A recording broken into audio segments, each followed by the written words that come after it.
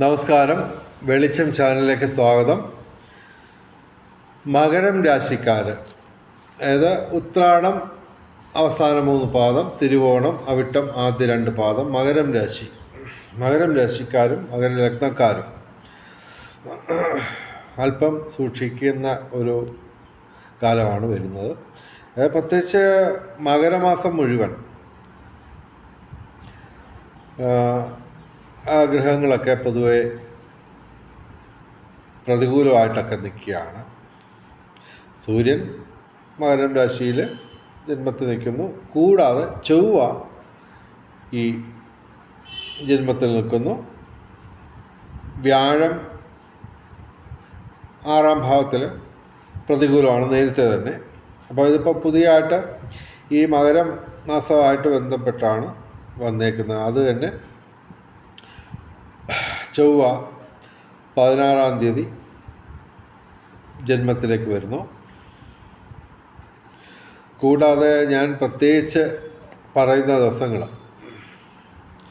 2026 ജനുവരി 16, 17, 18 തീയതികളിൽ കൂടുതൽ ശ്രദ്ധിക്കുക.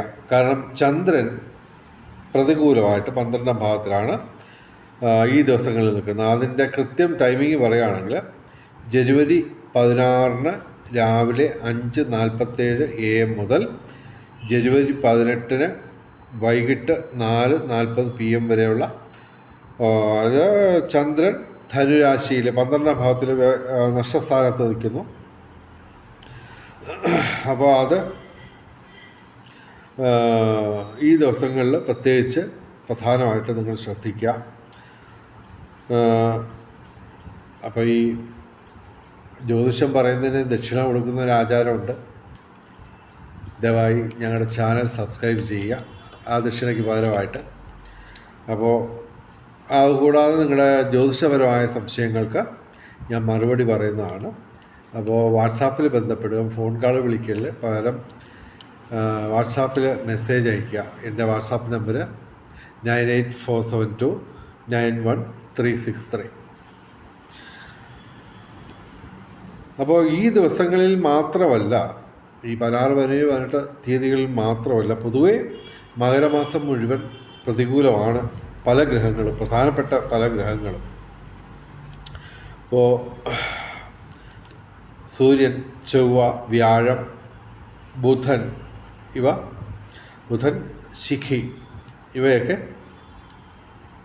ഡയറക്റ്റായിട്ട് പ്രതികൂലമാണ്. ഈ പറഞ്ഞ ദിവസങ്ങളിൽ ചന്ദ്രനും ഡയറക്റ്റ് പ്രതികൂലമാണ്. അപ്പോൾ 6 ഗ്രഹങ്ങൾ ഡയറക്റ്റ് പ്രതികൂലമായിട്ട് വരുന്നു. അപ്പോൾ തീർച്ചയായിട്ടും നിങ്ങൾ വാഹനമൊക്കെ ഓടിക്കുമ്പോൾ ശ്രദ്ധിക്കുക. അതുപോലെ തന്നെ നിയമപരമായ പ്രശ്നങ്ങൾ പുതുതായിട്ട് ഉടലെടുക്കാൻ സാധ്യതയുണ്ട്. അതുപോലെ തന്നെ തൊഴിൽപരമായിട്ടും പ്രശ്നങ്ങൾ ഉണ്ടാവാൻ സാധ്യതയുണ്ട്. പിന്നെ തീർച്ചയായിട്ടും ദൈവാധീനം കുറഞ്ഞിരിക്കുന്ന ഒരു സമയമാണ്. കാരണം വ്യാഴം പ്രതികൂലമായിട്ട് 6-ാം ഭാവത്തിൽ നിൽക്കുന്നു. ശിഖി നേരത്തെ തന്നെ 8-ാം ഭാവത്തിൽ പ്രതികൂലമായിട്ട് നിൽക്കുന്നു. കൂടാതെ ഇപ്പോൾ ഈ ദിവസങ്ങളിൽ ചന്ദ്രനും പ്രതികൂലമാണ്.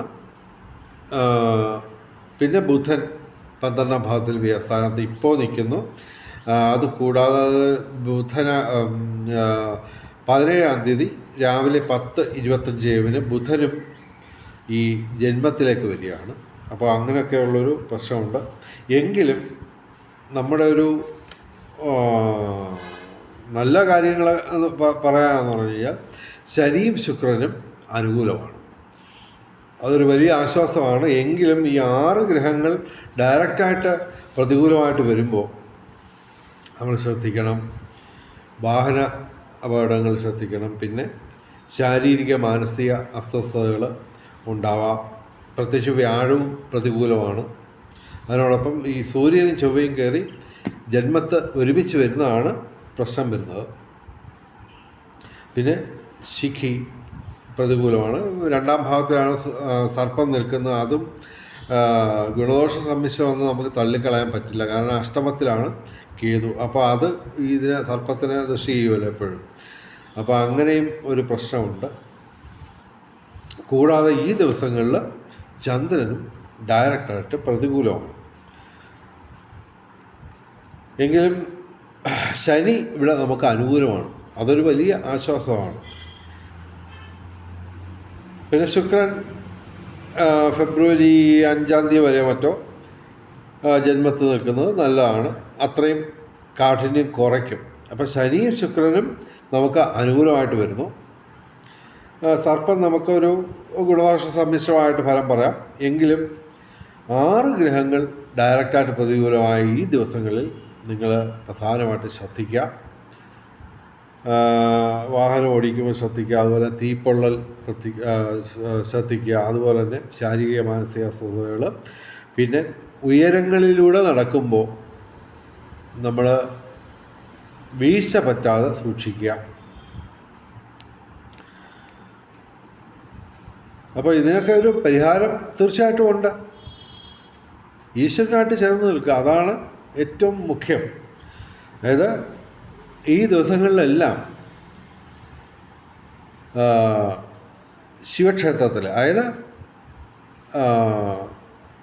പാർവതിയും കൂടി പ്രതിഷ്ഠിക്കപ്പെട്ടിട്ടുള്ള ശിവക്ഷേത്രങ്ങളിൽ എല്ലാ ദിവസവും ദർശനം നടത്തുക, പറ്റുമ്പോഴൊക്കെ വഴിപാടുകൾ നടത്തുക. ഓക്കെ.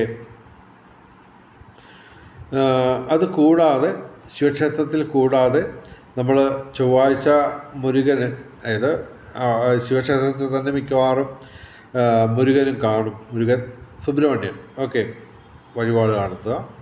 ശിവന് ജലധാര,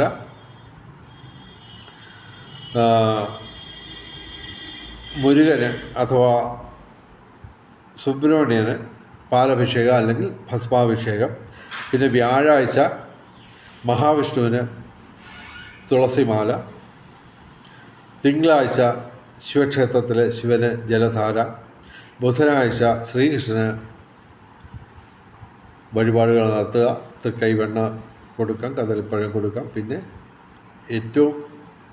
ഉണ്ണിക്കണ്ണന് ഏറ്റവും ഇഷ്ടപ്പെട്ട കാര്യം എന്ന് പറഞ്ഞാൽ നമ്മുടെ ഭക്തി തന്നെയാണ്. നമ്മൾ സാഷ്ടാംഗം നമസ്കരിക്കുക, പുരുഷന്മാർ സാഷ്ടാംഗം നമസ്കരിക്കുക, സ്ത്രീകൾ മുട്ടുകുത്തി നമസ്കരിക്കുക. അത് ഉണ്ണിക്കണ്ണന് വളരെ ഇഷ്ടമുള്ള കാര്യമാണ്. കദളിപ്പഴത്തെയും കാട്ടിലും വെണ്ണയൊക്കെ കാട്ടിലും നമ്മുടെ കയ്യിൽ നിന്ന് പ്രതീക്ഷിക്കുന്നത് നമ്മുടെ ആഴത്തിലുള്ള ഭക്തി തന്നെയാണ്. അതെല്ലാ ദൈവങ്ങളും അങ്ങനെയൊക്കെ തന്നെ. എങ്കിലും ഉണ്ണിക്കണ്ണൻ നമ്മൾ നമസ്കരിക്കുമ്പോൾ ഉണ്ണിക്കണ്ണൻ നമ്മുടെ തൊട്ടരികിൽ വരുമെന്നാണ് പറയുന്നത്. ഓക്കെ. അപ്പോൾ മന്ത്രജപങ്ങൾ, ക്ഷേത്രദർശനം, ദാനധർമാദികൾ, കർമ്മത്തിൽ പാലിക്കേണ്ട വിശുദ്ധി, ഇതെല്ലാം അനുഷ്ഠിച്ച് തീർച്ചയായിട്ടും നമുക്ക് ഈ ദോഷാധിക്യം നമുക്ക് മറികടക്കാൻ പറ്റും. എല്ലാവർക്കും അതിന് സാധിക്കട്ടെ. വെളിച്ചം ചാനലിൻ്റെ മുഴുവൻ പ്രേക്ഷകർക്കും സർവകാര്യ വിജയം, സർവവിധ സൗഭാഗ്യം, രാജകീയ സുഖഭോഗങ്ങൾ, അപ്രതീക്ഷിത ധനലാഭങ്ങൾ, അപ്രതീക്ഷിത സൗഭാഗ്യങ്ങൾ ഇവ ഗുരുവായൂരപ്പൻ അനുഗ്രഹിച്ചു തന്ന് എല്ലാവരുടെയും ജീവിതത്തിൽ വെളിച്ചവും ഐശ്വര്യവും സമ്പൽ സമൃദ്ധിയും വന്നു ചേരട്ടെ എന്ന് പ്രാർത്ഥിച്ചുകൊണ്ട് വീഡിയോ അവസാനിപ്പിക്കുന്നു. നമസ്കാരം, ശുഭദിനം.